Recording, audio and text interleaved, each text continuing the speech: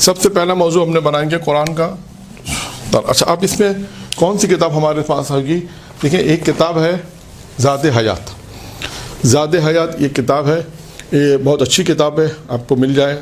یہ چھاپی ہے, تالیف ہے محمد رضا مرچنٹ صاحب نے, فرمان علی مولانا شاکر اس میں انہوں نے کام کیا ہے. ان کا ادارہ ہے, ٹرسٹ ہیں یہ داد راہ ٹرسٹ والے, داد راہ ٹرسٹ والے ہیں. اچھی کتاب ہے, دو جلدی کتاب ہے اور ڈسکاؤنٹ کے ساتھ بھی مل جائے گی آپ کو انشاءاللہ.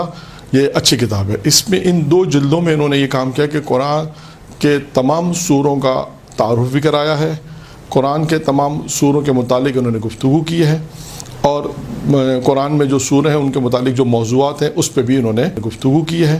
میں ایک سورے کا آپ کو لکھ کے دکھا دیتا ہوں کہ کس طرح آپ نے کام کرنا ہے, کس طرح انہوں نے کام کیا اور آپ اس میں کس طرح کام کر سکتے ہیں, درس کس طرح دینا ہے آپ نے. سب سے پہلے ہم سورہ ناس سے شروع کریں گے تاکہ آپ کو جو ہے کام کرنے میں آسانی. آپ تفسیر کا جو درس دینا چاہتے ہیں, اگر آپ کی پریکٹس اچھی ہے تو آپ کوئی بھی سورہ لے سکتے ہیں, لیکن انہوں نے جس ترتیب سے کام کیا ہے وہ اچھی ترتیب ہے, وہ میں آپ کے سامنے پڑھ دیتا ہوں تاکہ آپ اس میں آرام سے کام کر سکتے ہیں. سورہ ناس سے ہم شروع کریں گے. انہوں نے سب سے پہلے ایک کام یہ کیا ہے کہ اس کا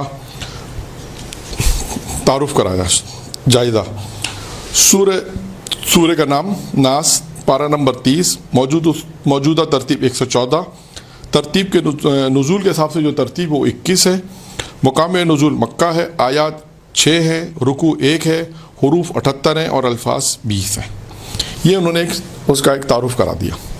پھر اس کے بعد سورہ کا نام رکھنے کی وجہ کیا تھی وہ انہوں نے بیان کیا ہے. اب اس میں جو دوسرا کام جو کیا منتخب موضوعات, یہاں سے ہم آتے ہیں.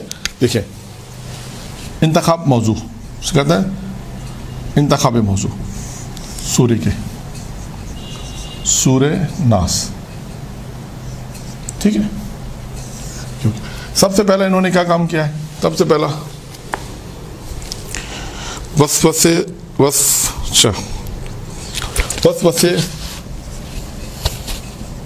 کا بیان ایک موضوع. دوسرا کیا موضوع ہے؟ پروردگار خدا کی 3 صفات سے پناہ مانگنا. تیسرا خناس انس اور جنس کا بیان, خناس انس اور جن کا بیان. چوتھا انہوں نے لکھا ہے فضائل اور خصوصیات سورہ کی, فضائل اور خصوصیات. اب دیکھیے انہوں نے ایک کام اچھا یہ کیا ہے اس سورہ میں, انہوں نے کام یہ اچھا کیا ہے کہ اب آپ کو اس سورہ کے اندر سب سے پہلے انہوں نے موضوعات بیان کر دیے کہ وسوسے کا بیان. انہوں نے اس میں تعریف لکھی ہے کہ آپ نے وسوسے کس کو کہتے ہیں, وسوسہ کیا ہوتا ہے اور اس کا علاج کیا ہے. ساتھ ساتھ یہ بھی میں لکھ دوں یہاں پر, وسوسہ اور اس کا علاج.